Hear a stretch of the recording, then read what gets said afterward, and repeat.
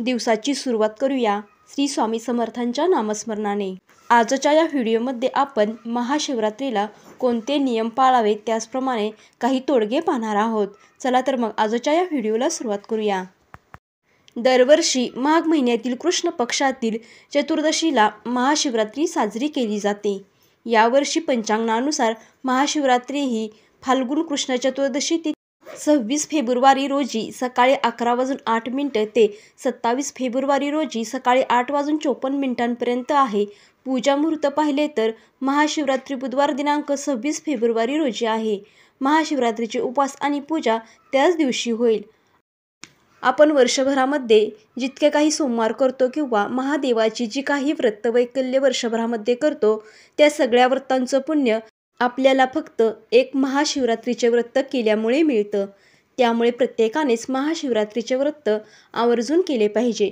ज्या मुलामुलींचा विवाह होण्यामध्ये अडचण येत आहे त्यांनी देखील महाशिवरात्रीचे व्रत करावे। यामुळे लवकरच त्यांना मनासारखा जोडीदार मिळू शकतो। तसेच सौभाग्यवती महिलांनी हे व्रत जर केले तर सौभाग्य अखंड राहते असे मानले जाते। 26 फेब्रुवारी रोजी महाशिवरात्रीचे व्रत करणाऱ्यांनी गुरुवारी 27 फेब्रुवारी रोजी उपवास सोडायचा आहे। महाशिवरात्रीचा उपवास सोडण्याची वेळ ही सकाळी 6:48 ते 8:54 पर्यंत आहे। या काळात तुम्ही उपवास सोडून उपवास पूर्ण करू शकता। महाशिवरात्रीचे व्रत हे लहान मुले, स्त्रिया, पुरुष घरातील सगळ्यांनीच केले पाहिजे। तर या महाशिवरात्री उपवासाचे काही नियम आहेत ते आपण पाहूया। महाशिवरात्री उपवासाच्या दिवशी सकाळी लवकर उठून पाण्यामध्ये काळे तीळ टाकून अंघोळ करावी। तुम्हाला जर शक्य असेल तर तुम्ही गंगा स्नान सुद्धा करू शकता किंवा अंघोळीच्या पाण्यामध्ये गंगाजल मिक्स करून देखील तुम्ही अंघोळ करू शकता। या उपवासाचे पूर्ण फळ मिळण्यासाठी तुम्ही उपवासाच्या दिवशी शक्यतो फलाहार करून उपवास करावा।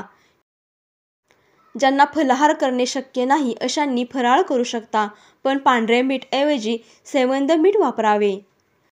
परंतु सगळ्यात महत्त्वाचे म्हणजे आपली श्रद्धा। शेवटी उपवास हा आपला श्रद्धा आणि भक्तीवर असतो। तुम्ही फलाहार करून उपवास करा किंवा फराळ करून करा, फक्त मनापासून करा। मनातील इच्छा भगवान शिवशंकर नक्कीच पूर्ण करतील। तुम्ही जे काही कराल ते पूर्ण श्रद्धेने करा। कांदा, लसूण, मांसाहार, दारू यासारख्या पदार्थांचे सेवन उपवासाच्या दिवशी करू नये। त्याचप्रमाणे जे उपवास धरत असतील किंवा जे उपवास धरत नसतील यांनी सुद्धा महाशिवरात्रीच्या दिवशी या नियमांचे पालन करावे। या पदार्थांचे सेवन करू नका। उपवासाच्या दिवशी दिवसभर भगवान शिवाची मनोमन आराधना करावी। या दिवशी महामृत्युंजय मंत्र देखील जप करावा। यामुळे आयुष्यातील दुःख, संकटे नष्ट होतात। त्याचप्रमाणे या व्रताच्या दिवशी दिवसा झोपू नये।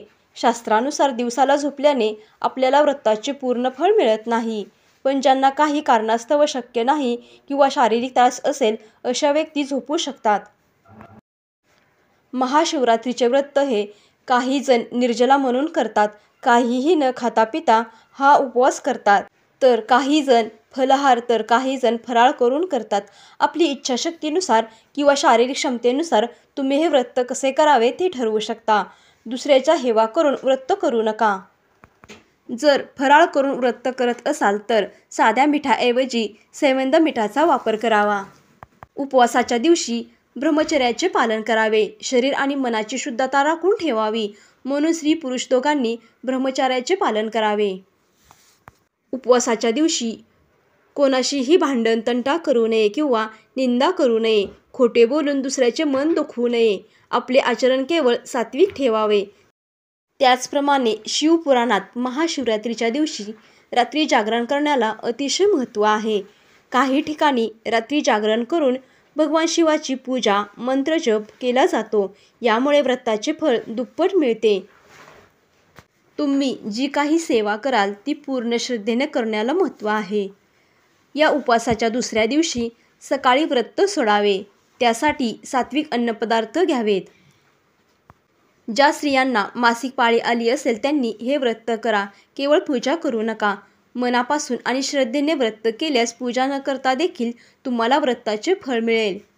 महाशिवरात्रीला काही ठिकाणी भगर हा पदार्थ खाल्ला जातो, पण काही भागांमध्ये अशी मान्यता आहे की सोमवारच्या उपवासाला भगर खाऊ नये. काही ठिकाणी सोमवार आणि महाशिवरात्री उपवासाला भगर खाल्ली जात नाही. तुमच्याकडे भगर खाल्ली जात असेल तर तुम्ही भगर खाऊ शकता. शक्यतो सोमवारी किंवा महाशिवरात्रीला स्त्रियांनी केस धुवू नयेत किंवा तुम्हाला धुवायचेच असतील तर तुम्ही आदल्या दिवशी धुवू शकता. जीवनामध्ये यश, समृद्धी, शांती आणि आनंद मिळवण्यासाठी भगवान शिवाला बेलपत्र, धतुराचे फळ, त्याचप्रमाणे कच्चे तांदूळ, दूध, दही, चंदन, त्याचप्रमाणे तुम्ही तूप, पाणी, भांग, ऊस अर्पण करू शकता. या व्यतिरिक्त दुधापासून बनवलेल्या मिठाई, बर्फी, पेढा किंवा खीर या पदार्थ तुम्ही शिवाला अर्पण करू शकता. तसेच पार्वतीला शृंगाराचे साहित्य अर्पण करा. महाशिवरात्री व्रताची पूजा 4ही प्रहार करणे अत्यंत शुभ मानले जाते. पूजेच्या प्रत्येक वेळी ओम नमः शिवाय मंत्राचा जप करावा. याशिवाय शक्य असल्यास उपवासाच्या काळात रुद्राभिषेकही करावा. तुम्ही उपवासाच्या दिवशी सकाळी शक्य असल्यास ब्रह्ममुहूर्तावर उठून भगवान शिवाची मनोभावे पूजा, मंत्रजप केल्यास इच्छित फळ मिळते. त्यानंतर सूर्योदय झाल्यावर सूर्यदेवाला अर्धजल देखील अर्पण करावे आणि व्रताचा संकल्प करावा. महाशिवरात्री उपवासासाठी शुद्धतेला विशेष महत्त्व आहे. या दिवशी स्नान करून स्वच्छ वस्त्र परिधान करणे आवश्यक आहे. त्यानंतर नित्याची देवपूजा करावी. महाशिवरात्रीच्या दिवशी दिवसभर शिवाची पूजा केली जाते. ओम नमः शिवाय या मंत्राचा जप केला जातो. तुम्हाला जर संतती प्राप्तीची इच्छा असेल तर जोडीने श्रद्धापूर्वक भगवान शंकराची पूजा करून उपवास केल्यास निश्चितपणे फळ मिळते आणि संतती प्राप्तीची इच्छा पूर्ण होते. भगवान शंकराची पूजा करण्यापूर्वी शिवलिंगाला पंचामृताने म्हणजेच दूध, दही, तूप, मध आणि साखर इत्यादी किंवा गंगाजलाने स्नान करा. त्यानंतर पूजा करून दिवा आणि धूप लावावा. शिवरात्रीची पूजा रात्री एकदा किंवा 4 प्रहर म्हणजेच 4 वेळा देखील करता येते. ते आपल्या इच्छेनुसार करावे. भगवान शिवाला अर्पण केलेल्या कोणत्याही वस्तूचे सेवन करू नका, कारण असे मानले जाते की ते दुर्दैव आणते. केवडा आणि चंपा यासारखी फुले भगवान शिवाला अर्पण करू नका, कारण त्यांना भगवान शिवाने शाप दिला आहे अशी मान्यता आहे. ही पूजा करताना भक्तांनी कधीही कुंकवाचा टिळक लावू नये. याऐवजी तुम्ही चंदनाचा तिलक लावावा. उपवास हा श्रद्धेसाठी केला जातो, त्यामुळे शरीराला अतिरिक्त त्रास देऊन उपवास करू नका. जे तुम्हाला शक्य होईल आणि जमेल त्यानुसार तुम्ही उपवास करावा. उपवास करणाऱ्या भाविकांनी तांदूळ, डाळी आणि गहू यापासून बनवलेले पदार्थ खाणे टाळावे. पूजा करताना शिवलिंगाला नारळ पाणी अर्पण करू नये. चुकूनही भोलेनाथाला तुळशीची पाने अर्पण करू नयेत. पूजेत सिंदूर आणि हळद लावणे टाळावे. आजचा हा व्हिडिओ तुम्हाला आवडला असेल तर व्हिडिओला लाईक करा आणि इतरांसोबत शेअर करा.